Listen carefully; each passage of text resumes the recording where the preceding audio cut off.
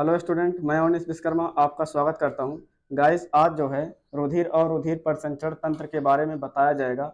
इसमें से जो है आपको 50 क्वेश्चन करवाया जाएगा, जिसमें से एग्जाम में आपके कम से कम 2 क्वेश्चन आने के चांस बनते हैं।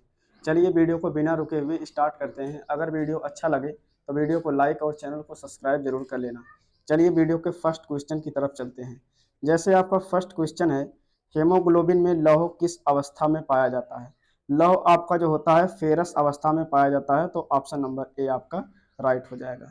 रुधिर की उत्पत्ति भ्रूण के किस स्तर से होती है? यानी भ्रूण के किस स्तर से रुधिर की उत्पत्ति होती है, ये बताना है। तो भ्रूण की जो उत्पत्ति होती है उसमें जो स्तरें पाई जाती हैं भ्रूण में, वो 3 स्तरें पाई जाती हैं। पहले का नाम है एक्टोडर्म, फिर दूसरे का नाम है मेजोडर्म, तीसरे का नाम है एंडोडर्म। यही बताना है कि किससे भ्रूण में जो होता है रुधिर की उत्पत्ति होती है। तो इसमें जो हो जाएगा मेजोडर्म, यानी आपके सेकंड लेयर से रुधिर यानी ब्लड की उत्पत्ति होती है, रुधिर की उत्पत्ति होती है। नेक्स्ट नंबर क्वेश्चन है, मानव के हृदय में रुधिर के बहाव की दिशा बताना है कि कौन से बहाव की दिशा सही है। जैसे पहला है बाएं आलिंद से बाएं नीले में जाता है, फिर बाएं नीले से फेफड़े में, फिर दाहिने आलिंद से दाहिने नीले में जाता है। क्या ये ऑप्शन सही है? आपका फर्स्ट नंबर ऑप्शन, आप लोग थोड़ा सा सोचिए, क्या ये ऑप्शन सही है? नहीं, ये ऑप्शन आपका गलत है। सेकंड नंबर की बात करते हैं, दायां आलिंद से बायां निलय में, ये तो वैसे ही गलत है। थर्ड नंबर की बात करते हैं, बाएं आलिंद से बाएं निलय में, फिर बाएं निलय से शरीर में जाएगा, फिर शरीर से दाहिने निलय में, तो ये भी ऑप्शन क्या हो जाएगा आपका? गलत हो जाएगा। लास्ट वाला है इसमें से कोई नहीं, ये ऑप्शन आपका सही हो जाएगा।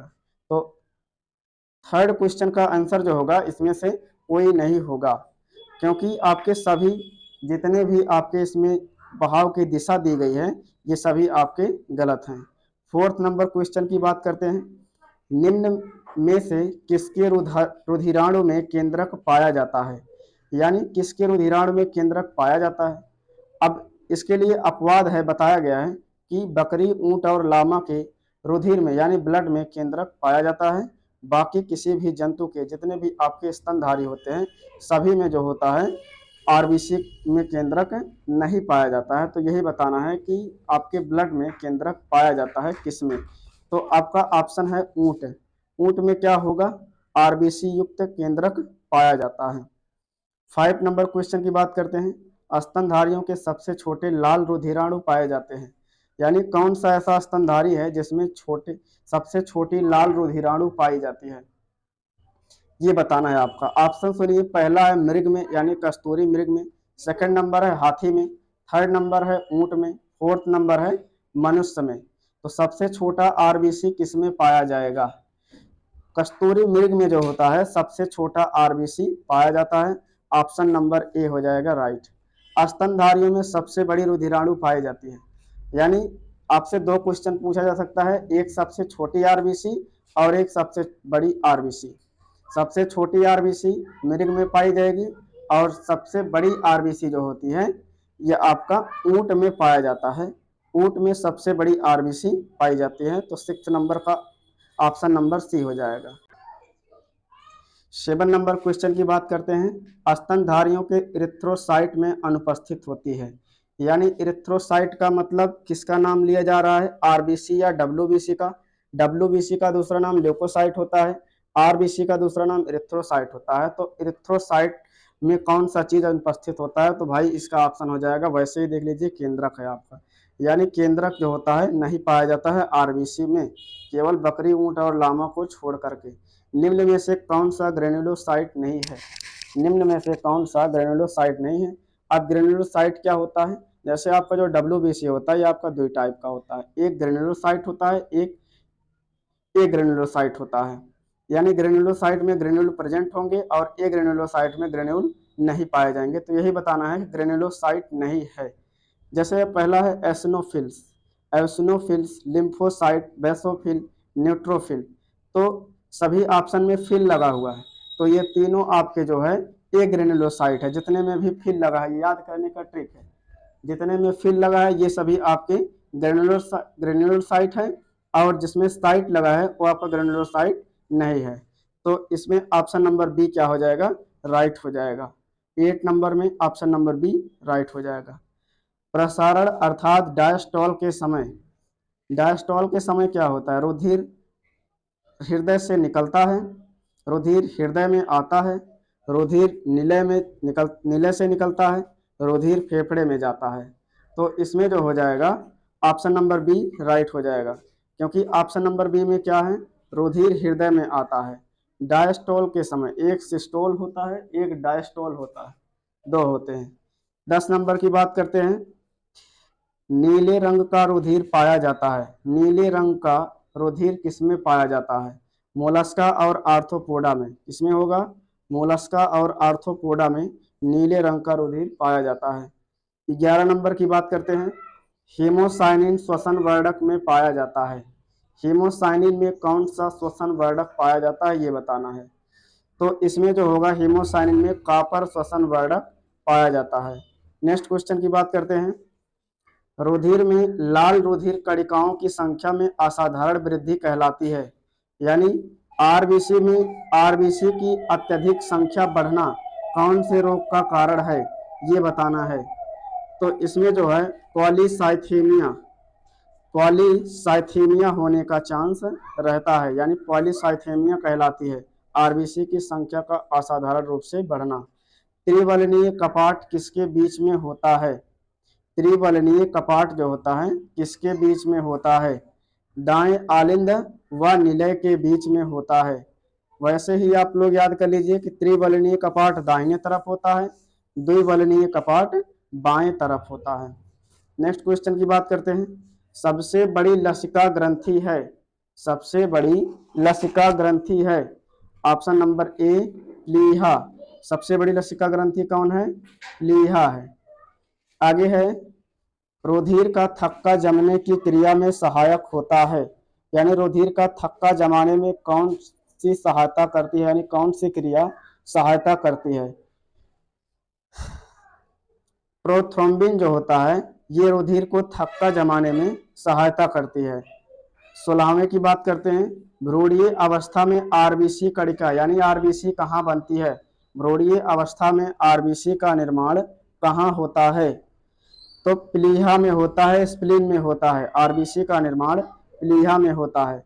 मनुष्य में हृदय स्पंदन होता है पेशीय जनक और मायोजिनी के द्वारा, यानी मनुष्य में जो हृदय स्पंदन होता है वो पेशी जनक या फिर मायोजिनी कहलाता है। ब्लड ग्रुप जो ए बी ओ रुधिर वर्ग की खोज किसने की थी, यानी आपके रुधिर वर्ग जो होते हैं 4 होते हैं, ए बी और ओ। इस रुधिर वर्ग की खोज किसने की थी, ए बी को छोड़ करके। तो इसमें जो है पहले वैज्ञानिक है लेमार्क, इन्होंने नहीं किया था। डार्विन ये भी नहीं किए थे। कार्ल लैंड स्टीनर ये आपके ए बी ओ रुधिर वर्ग की खोज किए थे। तो ऑप्शन नंबर सी आपका राइट हो जाएगा, option number C. Next question की बात करते हैं। लसिका गांठों का प्रमुख कार्य है पुराने आसक्त लाल कणिकाओं को नष्ट करना, ये ऑप्शन क्या सही है, नहीं। हार्मोन्स का श्रावण, ये भी नहीं है। श्वेत रुधिराणुओं का निर्माण, ये भी नहीं है। रोगाणुओं को एकत्रित करके नष्ट करना, ये आपका ऑप्शन एकदम राइट है, ऑप्शन नंबर डी क्या हो जाएगा, राइट हो जाएगा। 20 नंबर की बात करते हैं। इसमें से कौन सा लिम्फाइड अंग नहीं है, कौन सा अंग लिम्फाइड अंग नहीं है, तो आपका लीवर है। कौन है, लीवर है आपका, लिम्फाइड नहीं होता है। सर्वग्राही रुधिर वर्ग है, मोस्ट इंपॉर्टेंट क्वेश्चन है ये। सर्वग्राही रुधिर वर्ग है, सर्वदाता और सर्वग्राही दो पूछा जाता है।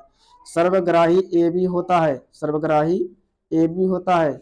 नेक्स्ट क्वेश्चन, आरएच कारक की खोज किसने की थी, कार्ल लैंड स्टीनर और विनर ने। एकदम important, most important question, Karl Landsteiner और विनर ने की थी। विश्व में लगभग कितने प्रतिशत आरएच प्लस लोग होते हैं, यानी आपके 85% लोग आरएच पॉजिटिव होते हैं, बाकी सभी आपके आरएच नेगेटिव होते हैं, यानी आरएच फैक्टर नहीं पाया जाता है। नेक्स्ट क्वेश्चन की बात करते हैं।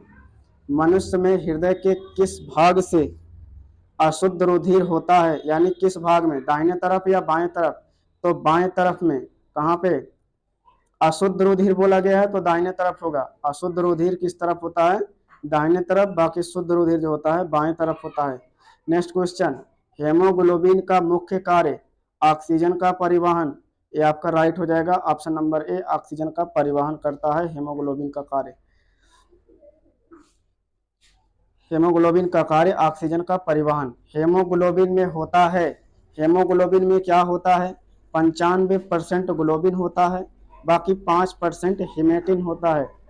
हिमेटिन होता है 5%। एक चक्रीय परिसंचरण पाया जाता है, यानी सिंगल सर्कुलेशन किसमें पाया जाता है?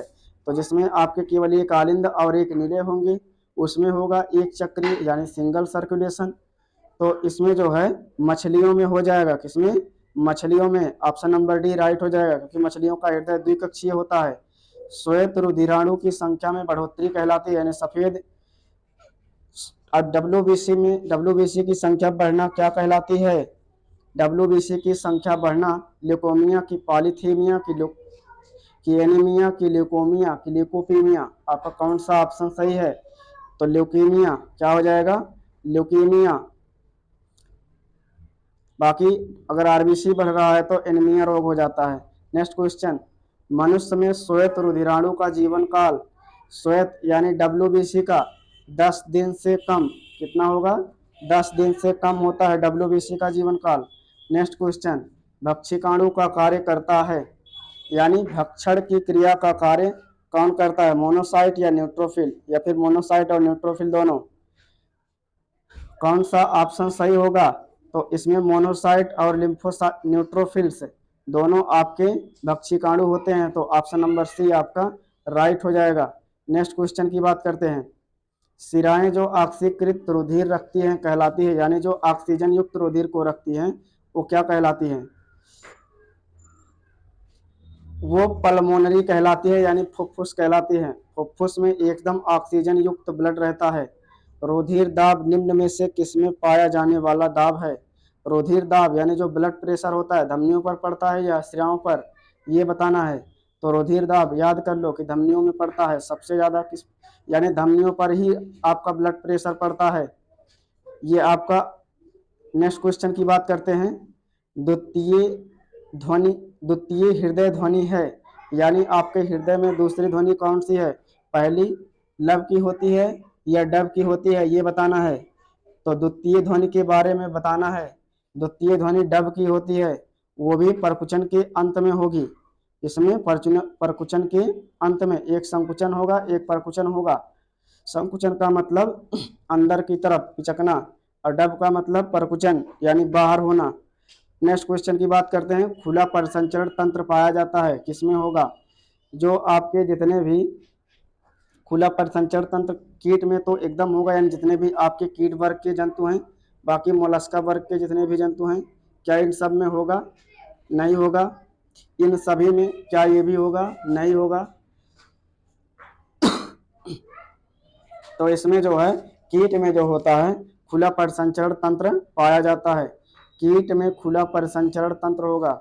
नेक्स्ट क्वेश्चन की बात करते हैं, ईसीजी का प्रयोग किसका पता लगाने के लिए किया जाता है? बीपी को या हार्ट बीट को? दोनों में से एक ही हो सकता है, या फिर हार्ट अटैक का?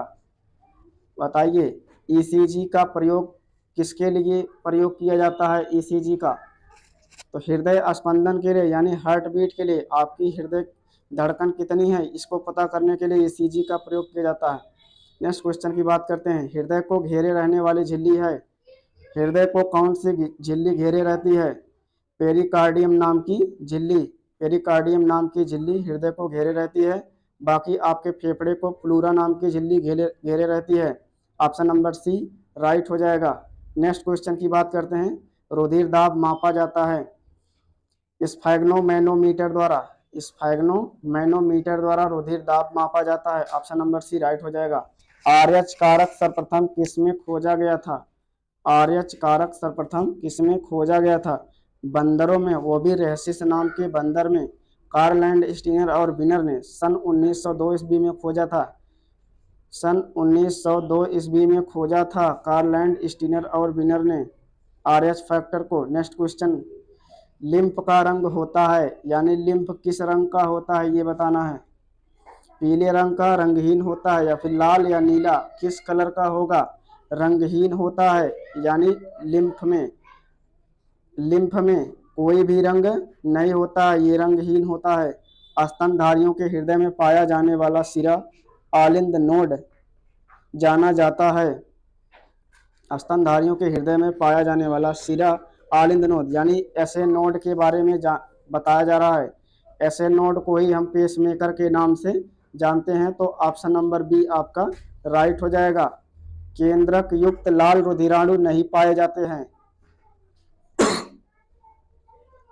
केंद्रक युक्त लाल रुधिराणु नहीं पाए जाते हैं, यानी किसमें केंद्रक वाले रुधिर नहीं पाए जाते ये बताना है। पक्षी में, बकरी में, मेढक में, इन सभी में। तो आपको पहले ही बताएं कि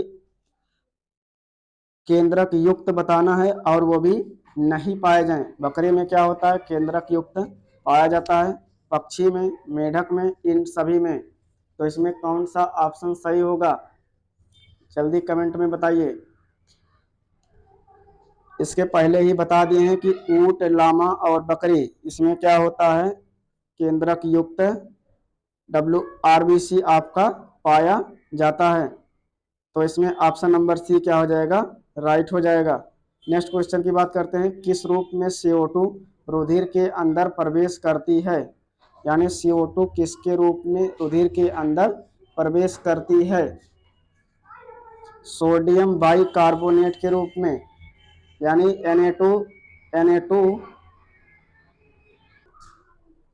Na2CO3 सोडियम बाइकार्बोनेट। 43 नंबर की बात करते हैं। रुधिर में पाया जाने वाला तत्व नहीं है। रुधिर में कौन सा तत्व नहीं पाया जाता, मैग्नीशियम, क्रोमियम, लौह या कॉपर। तो इसमें कौन सा रुधिर में तत्व नहीं पाया जाता है, क्रोमियम नाम का धातु जो होती है ये आपके रुधिर में नहीं पाया जाता है। तो ऑप्शन नंबर डी आपका राइट हो जाएगा। नेक्स्ट क्वेश्चन की बात करते हैं। रुधिर परिसंचरण की खोज किसने किया था। रुधिर परिसंचरण यानी ब्लड सर्कुलेशन की खोज विलियम हार्वे ने किया था। ये मोस्ट इंपॉर्टेंट क्वेश्चन है। नेक्स्ट क्वेश्चन, धमनी सिरा से किसकी अनुपस्थिति के कारण भिन्न होती है, यानी जो आर्टरी होती है वो सिरा से किसकी अनुपस्थिति के कारण अलग होती है ये बताना है। कपाट के कारण, यानी धमनी और सिरा जो होती है, धमनियों में क्या पाया जाता है, आपका कपाट पाया जाता है, यानी वाल्व पाए जाते हैं, जबकि सिराओं में आपके नहीं पाए जाते। मास्ट कोशिकाएं स्रावित करती है। मास्ट कोशिका से क्या क्या निकलता है ये बताना है। तो मास्ट कोशिकाओं से जो होता है ये आपके जितने भी ऑप्शन है सभी निकलते हैं, जैसे हिस्टेमिन भी निकलता है, सीरोटोनिन भी निकलता है, हिपेरिन भी निकलता है। बाकी मास्ट कोशिकाएं पाई कहाँ जाती हैं, लीवर में पाई जाती है। कुफर कोशिकाएं कहाँ पाई जाती हैं, लीवर में पाई जाती है। मनुष्य में हृदय दर किसके द्वारा आरंभ होती है, हृदय दर किसके द्वारा आरंभ होती है, तो AB नोड के द्वारा या SA नोड के द्वारा ये बताना है। तो इसके पहले ही बताया है कि SA नोड को पेसमेकर या फिर कृत्रिम हृदय के नाम से जाना जाता है। तो यही ही हमारे शरीर में हृदय धड़कन बनाने का कार्य करता है। वह मध्यचर्मी गुहा जिसमें रुधिर अनुपस्थित होता है, वह मध्यचर्मी गुहा जिसमें रुधिर उपस्थित होता है ये बताना है। तो इसमें जो होगा आपका हीमो गुहा में, यानी हीमो गुहा के नाम से वो जाना जाता है, जिसको हम मध्यचर्मी गुहा में कहते हैं। हीमो गुहा में क्या होता है, रुधिर उपस्थित होता है हीमो गुहा में। धमनी और सिरा में रुधिर का pH होता है, समान होगा या कम या ज़्यादा होगा ये बताना है। धमनी में अधिक होगा या सिरा में अधिक होगा, या इसमें से कोई नहीं होगा। तो इसमें जो होगा आपका धमनी में सबसे अधिक होता है pH मान सिरा से, तो धमनी में pH मान अधिक होगा, बाकी सिरा में कम होता है। लास्ट क्वेश्चन की बात करते हैं, 50 नंबर। रुधिर निर्माण कहलाता है, मोस्ट इंपॉर्टेंट क्वेश्चन, इसको आप बढ़िया से रट लीजिए खूब अच्छे से। रुधिर का निर्माण क्या कहलाता है, हीमोलाइसिस या फिर हीमोपोएसिस या हीमोमोलाइसिस, प्लाज्मोलाइसिस या फिर एनोक्सिमिया। तो इसमें कौन सा ऑप्शन सही होगा, हीमो निर्माण कहलाता है, यानी हीमोपोएसिस। रुधिर निर्माण जो होता है हीमोपोएसिस कहलाता है, या फिर इसी को हम हीमो निर्माण के नाम से जानते हैं। तो ऑप्शन नंबर बी आपका राइट हो जाएगा। अगर वीडियो अच्छा लगा हो तो वीडियो को लाइक और चैनल को सब्सक्राइब जरूर कर देना। Thank you so much.